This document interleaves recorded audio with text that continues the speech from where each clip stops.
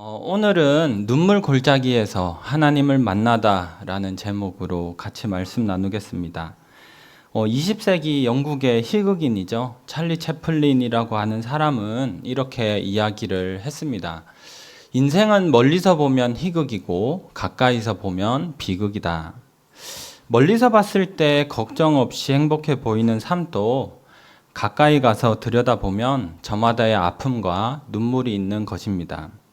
잘 아시겠지만 살면서 걱정 없는 사람 따로 있고 사연 없는 집이 따로 있습니까? 아무리 밝게 웃는 사람도 저마다의 걱정과 사연은 있지 않겠습니까? 누구나 살면서 가슴을 짓누르는 돌덩이 하나쯤은 마음속에 품고 사는 것이죠. 지금 옆에 앉아 계신 분들도 멀쩡한 척 앉아 계시지만 멀쩡하겠습니까? 겉으로만 그렇게 보일 뿐이지 우리가 서로의 삶을 더 가까이 가서 들여다 볼 수 있다면 저마다의 걱정과 아픔을 보게 될 것입니다. 가슴에 있는 돌덩이를 꺼내서 한번 얘기해 보자. 그러면 아마 여기에도 눈물을 흘리실 분들이 아마 한두 분이 아니실 거라고 생각합니다. 어떠십니까? 인생을 살아보니 사는 게 장난입니까? 장난이 아닙니까? 장난입니까? 장난이 아니죠. 인생을 산다고 하는 것이 결코 쉽지가 않습니다. 한 번은 작년에 결혼한 제 고향 친구와 통화를 하다가 친구야, 결혼하고 신혼이니까 너무 행복하지? 너무 행복하지? 이렇게 제가 물었습니다. 그러자 친구는 야, 너무 행복하다. 너도 빨리 좋은 사람 만나서 결혼했으면 좋겠다. 라고 할 줄 알았는데 웬만하면 늦게 해라. 진심이다.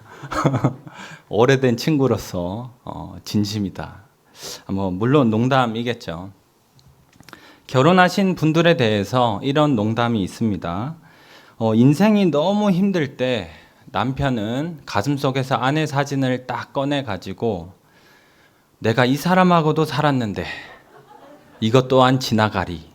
그러면서 마음을 다잡고, 인생이 너무 힘들 때 아내분들은 가슴에서 남편 사진을 꺼내보면서 내가 이런 사람도 바꿔놨는데 이것 또한 지나가리 하면서 마음을 다잡았다는 농담이 있습니다. 어떤 분들은 주변에서 남편 괜찮네, 아내 괜찮네 그러면 이때다 싶은지 데리고 가서 살아라 이런 얘기를 종종 하시더라고요. 나만 당하기는 억울하고 너도 당해봐라 이런 건지 물론 농담입니다. 농담이고 사랑해서 한 결혼도 쉽지 않죠. 사랑해서 한 결혼도 쉽지 않는데 인생에서 뭐가 쉽겠습니까? 죽어라 이래도 생활은 늘 빠듯하고 자식들은 말도 안 듣고 인간관계도 어느 순간 지쳐서 사람들 만나기 싫을 때도 있습니다. 힘이 들면 이 살이라도 좀 빠져야 되는데 살도 안 빠지고 자존감은 자존감대로 떨어지고 건강이나 체력도 나빠지는 우리의 삶에 가족도 있고 건강도 있고 생계도 있고 일도 있고 신앙도 있습니다. 내 삶을 둘러싸고 있는 것들이 많은데 그 어느 것 하나가 쉽지 않죠. 그렇다고 어느 것 하나 내 삶에서 뺄 수도 없는 것입니다. 가족을 빼겠습니까? 일하는 게 힘들다고 생계를 빼겠습니까? 그렇다고 신앙을 빼겠습니까? 어느 것 하나 쉽지 않지만 그렇다고 어느 것 하나도 뺄 수가 없는 것이 우리의 삶입니다. 그래서 산다는 것은 지치고 그래서 산다는 것은 힘이 드는 것입니다. 고단하다고 내려놓을 수도 없고 힘들다고 도망갈 수도 없는 그것이 우리의 인생입니다. 이렇게 힘들고 고단한 인생 어떻게 살아가야 하겠습니까? 흔히 이야기하는 것처럼 그냥 살아라. 그냥 살면 되겠습니까? 아니면 체념하고 고통에 몸부림치다가 끝나기만을 기다리면 되겠습니까? 그것도 아니면 힘들지 않은 척, 괜찮은 척, 아무것도 문제가 없는 척, 그렇게 살면 되겠습니까? 오늘 함께 나눌 시편은 눈물 골짜기에서 하나님을 만나야 한다. 그렇게 대답을 합니다. 오늘은 이러한 내용을 함께 나누고자 하는데, 첫 번째는 누구나 자신만의 눈물 골짜기가 있다는 것입니다. 저희 시편 84편 2절 말씀 같이 한번 읽도록 하겠습니다. 시작.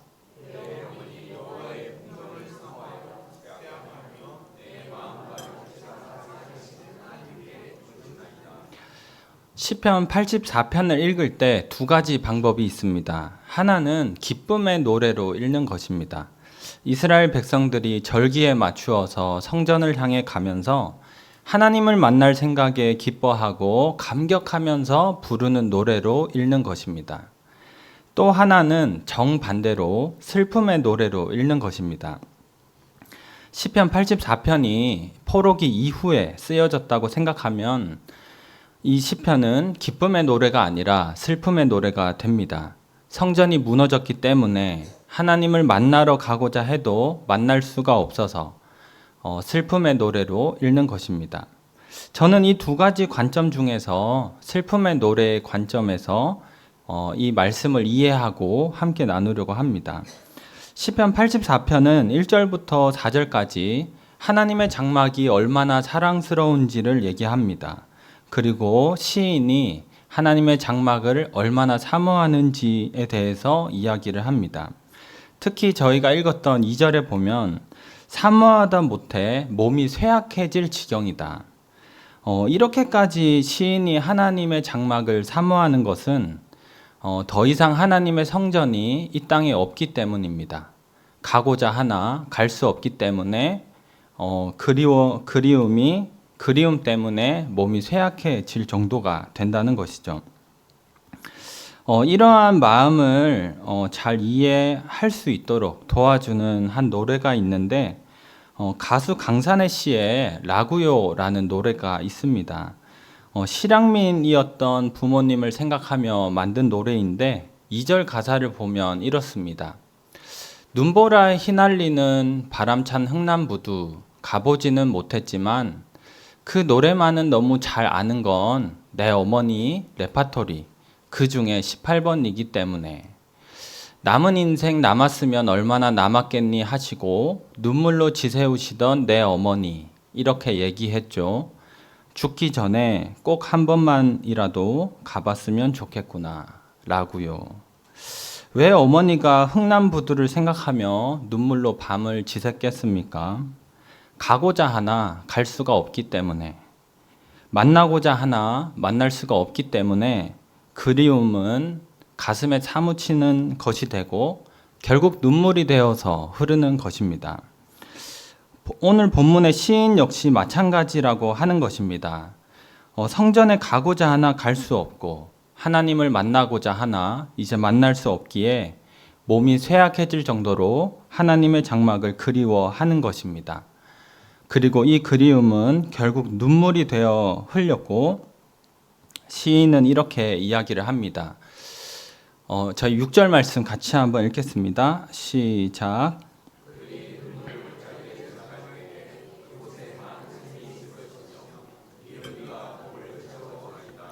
시인은 눈물 골짜기를 지나갈 때에라고 말을 합니다. 눈물을 흘리며 가는 우리의 인생이 마치 눈물 골짜기를 지나는 것 같다는 것입니다. 어쩌면 이것이 우리의 인생인지도 모르겠습니다. 눈물을 흘리는 이유는 다르지만 우리 모두가 눈물을 흘린다는 것, 누구나 자신만의 눈물 골짜기를 걸어가야 한다는 것, 슬프지만 이것이 우리의 인생입니다. 성경에 나오는 인물들도 마찬가지인데 제가 이 설교를 준비하면서 눈물 골짜기를 걸었던 성경의 인물들을 찾아봤는데 참 많은 인물들이 있지만 그 중에서 2명의 눈물을 함께 나누도록 하겠습니다. 창세기 49장 33절부터 50장 1절인데 저희 같이 한번 읽겠습니다. 시작. 야곱이 아들에게 명하기를 마치고 그 발을 침상에 모으고 숨을 거두니 그의 백성에게로 돌아갔더라. 요셉이 그의 아버지 얼굴에 굽으려 울고. 우리가 잘 아는 요셉이죠. 요셉의 형들이 요셉을 이집트의 노예로 팔아버리고 요셉은 정말 많은 고생을 했습니다. 그 시간들이 너무나 힘들었기 때문에 총리가 되고 난 후에 아들의 이름을 므낫세, 잊어버림이라고 지었습니다. 힘겨웠던 지난날을 다 잊어버리고 싶다. 그럼에도 요셉이 잊어버리지 못하는 것 한 가지가 있었는데 그것은 바로 자신이 어렸을 때 따뜻한 사랑을 베풀어 주셨던 아버지 야곱이었습니다.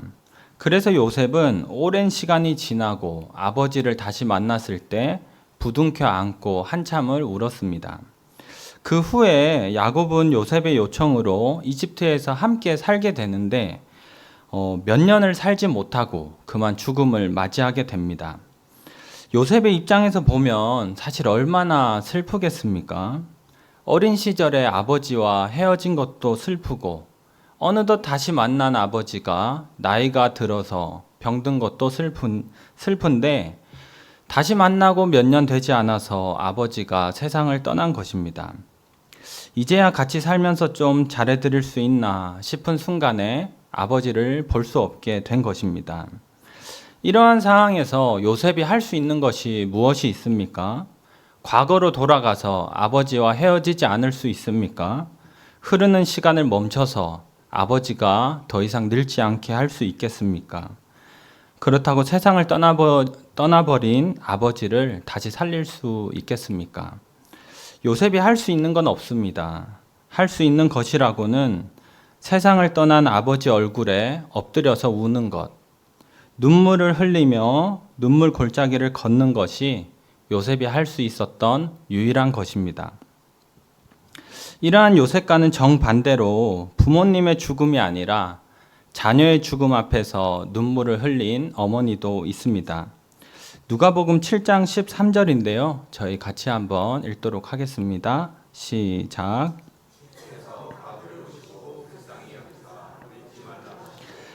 누가복음 7장에는 나인성의 과부 이야기가 나옵니다. 이유는 알 수 없지만 남편도 일찍 죽고 하나밖에 없는 아들도 먼저 세상을 떠났습니다. 부모가 죽으면 산에 묻고 자식이 죽으면 가슴에 묻는다는데 이 어머니 역시 아들을 가슴에 묻고 울고 있었습니다. 제가 이러한 마음을 다 이해할 수는 없지만 이러한 어머니의 마음이 담긴 편지 하나를 읽어 드리도록 하겠습니다. 자녀를 먼저 떠나보낸 한 어머니가 자녀의 납골함 앞에 놓고 온 편지입니다. 내가 이 세상에 머물고 있었던 시간이 엄마의 행복이었다. 많이 사랑해주지 못해 미안하고 너에게 준 것이 없어 미안하다. 때로는 웃는 날도 있고 울기도 하면서 옛 생각도 추억도 더듬어 본단다. 오늘 엄마가 예쁘게 하고 너를 찾아왔다. 내가 보고 싶어서. 너무 고생만 많이 하고 간 불쌍한 내 아들, 천국에서 행복해라. 세상을 먼저 떠난 자녀 앞에서 어머니가 무엇을 할 수 있겠습니까? 무슨 말을 할 수 있겠습니까? 너가 있어서 행복했다. 많이 사랑해주지 못해서 미안하다. 그리고 많이 보고 싶다. 이 말을 하고 자녀를 가슴에 묻은 채로 눈물을 흘리는 것. 그거 말고는 할 수 있는 게 없습니다. 눈물 골짜기를 걸어가는 것. 이것이 어머니가 유일하게 할 수 있는 것이죠. 이 외에도 성경에는 눈물 골짜기를 걸었던 많은 사람들이 있습니다. 한나는 자녀를 낳지 못하는 것이 괴로워서 눈물을 흘리며 기도했고, 히스기야는 죽을 병에 걸려서 눈물을 흘렸고, 욥은 자신이 감당하기 어려운 고난을 만나서 눈물을 흘렸습니다. 또 다윗은 자녀 압살롬이 반역을 일으켜서 맨발로 도망가면서 눈물을 흘렸고, 느헤미야는 예루살렘 성전이 불탔다는 소식을 듣고 눈물을 흘렸습니다. 저와 여러분들도 마찬가지 아니겠습니까? 살면서 눈물 골짜기를 걸어보지 않은 사람이 누가 있겠습니까? 가슴 속에 외면하고 싶고 잊어버리고 싶은 아픔과 눈물이 없는 사람이 누가 있겠습니까? 어린 시절에 받았던 상처들, 내가 이루지 못했던 꿈들, 가난의 서러움, 떠나버린 사랑과 사람들, 갑작스런 사고와 나빠진 건강, 관계의 어려움과 깨어짐, 불안과 우울증, 살아가는 힘겨움과 고단함. 무엇이 되었든 어떤 이유가 되었든 우리는 각자의 이유로 눈물을 흘립니다. 누구나 자신만의 눈물 골짜기가 있는 것이죠. 누구나 자신만의 눈물 골짜기를 걸어야 하는 것입니다. 이것이 우리의 인생입니다. 이것이 우리의 슬픈 인생입니다.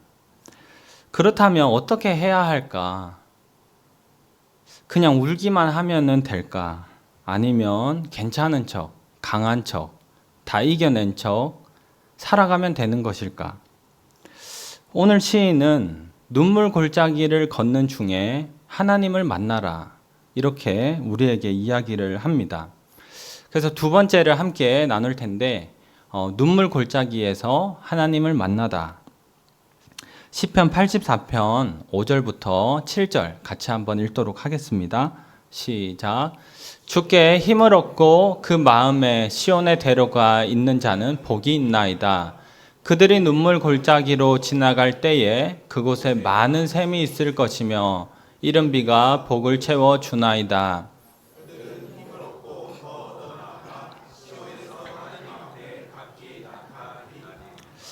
시편 84편에서 이 시인이 눈물을 흘리며 눈물 골짜기를 걸었던 이유는 하나님의 성전이 무너졌기 때문입니다.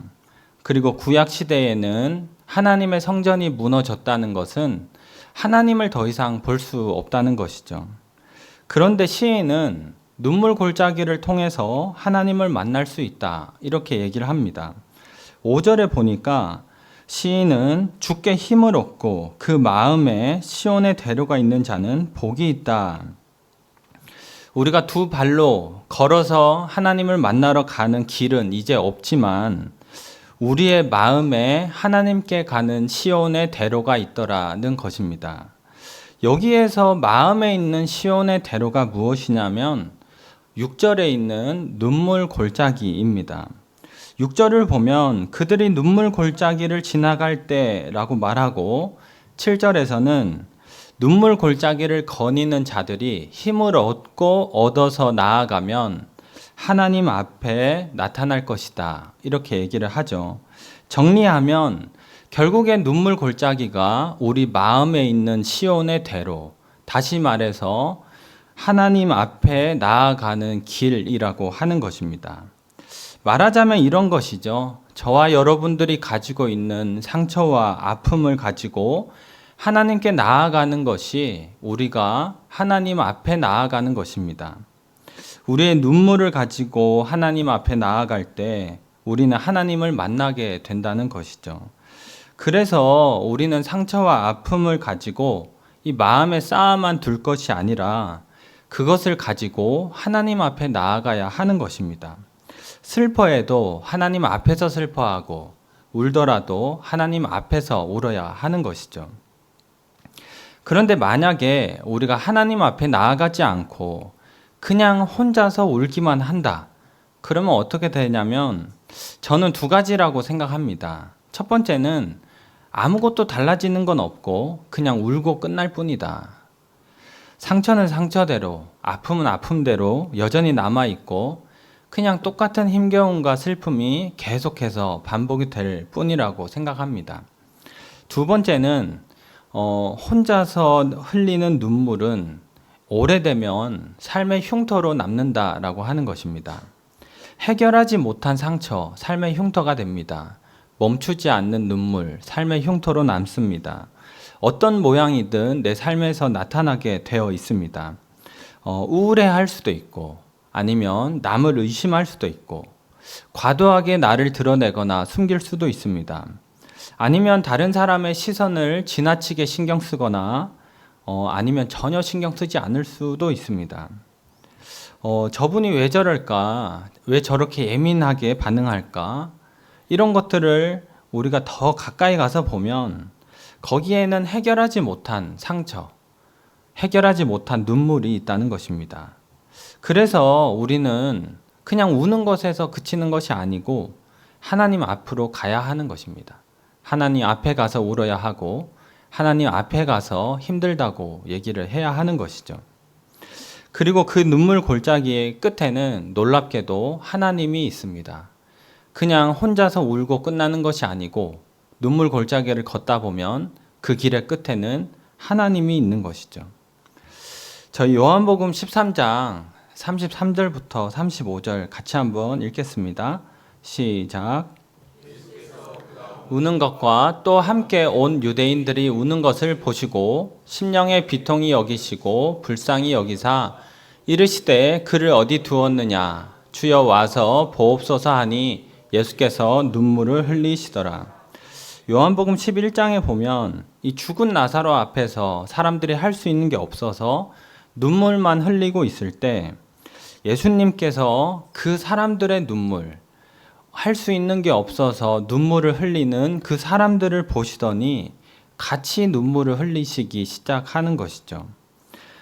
마치 잘생긴 배우가 이렇게 멋있게 등장해가지고 눈물 한 방울 이렇게 또르륵 멋있게 그렇게 우시는 것이 아니고 슬픔이 주체가 되지 않아서 손과 발이 막 떨리고 소리를 막 내시면서 예수님이 우셨다라는 것입니다. 이 크레이그 키너라는 신학자는 이 구절을 이렇게 주석합니다. 눈물을 흘리심으로 예수님께서는 슬퍼하는 사람들의 슬픔에 공감하셨다. 우리가 인생을 살면서 찾아오는 아픔과 슬픔에 어찌할 바를 모르고 눈물을 흘릴 때 하나님께서는 그런 거 가지고 왜 우니? 너 너무 약한 거 아니니? 이렇게 말씀하시지 않고 함께 눈물을 흘려주신다라고 하는 것이죠. 내가 너의 슬픔을 아니까 그만, 뚝, 뭐 이러는 것이 아니고 함께 눈물을 흘리시면서 나도 너의 슬픔에 공감을 하고 있어. 그렇게 우리에게 다가와 주신다는 것입니다. 잠시 한 이야기를 들려드리도록 하겠습니다. 한 여자분이 출산을 하고 조리원을 퇴소하던 날에 남편과 사소한 말다툼을 했습니다. 작은 불이 타올라서 산을 태우는 것처럼 이 사소한 말다툼은 이내 커졌고 남편은 이 신생아를 안고 있었던 아내에게 이 고함과 욕과 폭언을 쏟아 부었습니다. 그 순간 아내는 심장이 멈추는 듯한 느낌, 몸이 굳어서 숨을 제대로 쉴 수 없는 느낌, 그리고 정신을 차렸을 때는 눈물만 흘리고 있었습니다. 이때의 상처는 잊혀지지가 않았고 점점 자라나서 결국에 아이가 3살이 되던 날에 우울증과 공황장애로 이어졌다고 합니다. 그리고 엎친 데 덮친 격으로 여동생이 암으로 죽어버렸습니다. 이러한 상황에서 참 우울하고 죄책감에 시달리고 죽은 동생이 그립고 그리고 자신이 아무것도 하지 못했다는 거에 자기를 스스로 혐오하고 결국에 주방의 이 싱크대에 앉아서 칼로 손목을 그었습니다. 다행히 팔뚝을 타고 흐르는 피에 정신이 들었고 응급실로 가서 살 수가 있었습니다. 근데 그 후에 아이를 이제 어린이집에 데려다 주면서 원장 선생님에게 제가 최근에 우울증과 죄책감, 자기 혐오로 자해를 했습니다. 이런 상황 때문에 제가 저의 아이를 최대한 늦게 데리러 오려고 하는데 양해를 부탁드리겠습니다. 이렇게 솔직히 얘기를 했던 겁니다. 그 다음 날부터 원장 선생님이 이 아내분의 집 앞에 죽을 놓고 가고 또 문자를 보내고 여러 번을 그렇게 했다는 것이죠. 참 따뜻한 분이라고 생각이 드는 게 문자를 이렇게 보냈습니다. 얼굴 보면 불편해 하실 수도 있을 것 같아서 문 앞에 놓고 갑니다. 챙겨 드세요. 이렇게 여러 번 배려를 베풀었던 것이죠. 근데 이분이 그때 이런 생각을 했다는 겁니다. 나하고 무슨 상관이 있어서 이렇게 친절을 베푸는 걸까? 그리고 교회를 다니면 다 저렇게 되나? 다 저렇게 착해지나? 원장 선생님이 교회 다니는 것을 알았기 때문에 그렇게 생각을 했던 것이죠.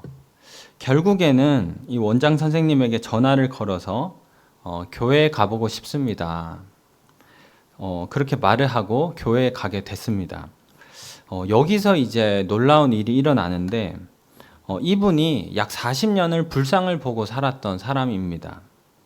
근데 교회에 처음 가서 예배를 드리는데 아무런 이유가 없는 눈물이 흐르기 시작하더라는 것이죠. 그냥 어떤 뭔가 말씀이라도 들어야 눈물을 흘리든지 아니 뭐 찬양이라도 들어야 흘리든지 하는데 그냥 아무런 그게 없고 그냥 앉으면 예배 끝날 때까지 그냥 눈물이 계속 그게 2달 동안이나 지속됐다는 겁니다.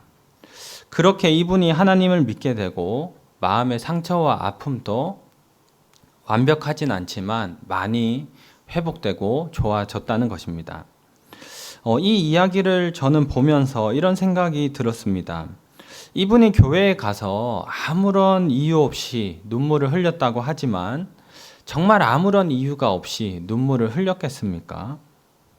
저는 그곳에 하나님의 눈물이 있었다라고 생각을 하는 것입니다.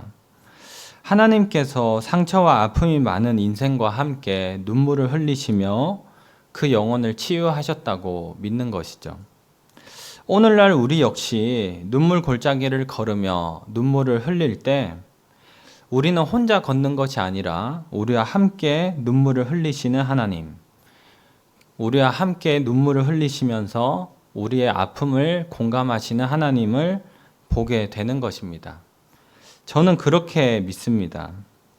그리고 성경은 여기에서 한 발자국 더 나아가는데 함께 눈물을 흘리시는 하나님을 넘어서 우리의 눈물을 닦아주시는 하나님이 계시다.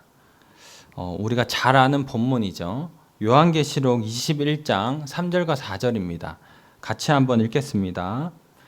내가 들으니 보좌에서 큰 음성이 나서 이르되 보라 하나님의 장막이 사람들과 함께 있음에 하나님이 그들과 함께 계시리니 그들은 하나님의 백성이 되고 하나님은 친히 그들과 함께 계셔서 모든 눈물을 그 눈에서 닦아주시니 다시는 사망이 없고 애통하는 것이나 곡하는 것이나 아픈 것이 다시 있지 아니하리니 처음 것들이 다 지나갔음이러라. 언젠가 하나님의 나라가 완성이 되면 우리의 눈에서 흐르는 눈물을 하나님께서 닦아주실 것입니다. 이것이 우리의 소망입니다. 이것이 우리가 신앙을 가지고 살아가는 이유입니다. 이것이 아픔과 눈물을 가지고 하나님 앞에 가야 하는 이유입니다. 결국에 눈물 골짜기의 끝에서 보게 되는 하나님은 어떤 하나님이냐? 우리의 눈물을 닦아주시는 하나님. 이러한 믿음의 소망이 때로는 아프고 때로는 고단한 우리 모두의 삶을 위로해 주기를 바랍니다. 다시 한번 우리의 삶을 일으키는 위로가 되기를 바랍니다. 이제 결론을 맺도록 하겠습니다. 누구라도 상처받고 싶은 사람 없습니다. 아프고 싶은 사람 없습니다. 그렇지만 살다 보니 아픔이 찾아오고 상처가 찾아오고 그렇지 않습니까? 잊어버리고 싶고 외면하고 싶지만 잊혀지지 않고 외면할 수 없는, 또 어떤 경우에는 어찌할 바를 몰라서 우리의 삶에 찾아오는 이 슬픔을 어찌할 바를 몰라서 슬픔에 잠겨서 살아가는 사람도 있고 아니면 그냥 없는 척 살아가는 사람도 있습니다. 그러나 우리는 하나님 앞에 가야 하지 않겠습니까? 잊어버리고 싶고 외면하고 싶은 아픔을 가지고 하나님께 가야 하는 것입니다. 하나님, 오늘 하루가 너무 고단했습니다. 하나님, 짊어져야 하는 삶의 무게가 너무 무겁습니다. 하나님, 지난날의 아픔과 상처가 잊혀지지가 않습니다. 힘들다고, 아프다고, 슬프다고 울어야 합니다. 그렇게 우리가 하루하루 눈물 골짜기를 걷다 보면, 우리 마음에 있는 시온의 대로를 따라서 걷다 보면 우리는 만나게 되겠죠. 우리와 함께 눈물을 흘리시는 하나님, 우리의 눈물을 마침내 닦아주실 하나님을 만나게 될 것입니다. 이것이 우리의 소망이고, 이 사실이 우리의 삶을 다시 한번 일으키고 다시 한번 걸어갈 수 있게 해주는 삶의 위로가 되기를 바랍니다.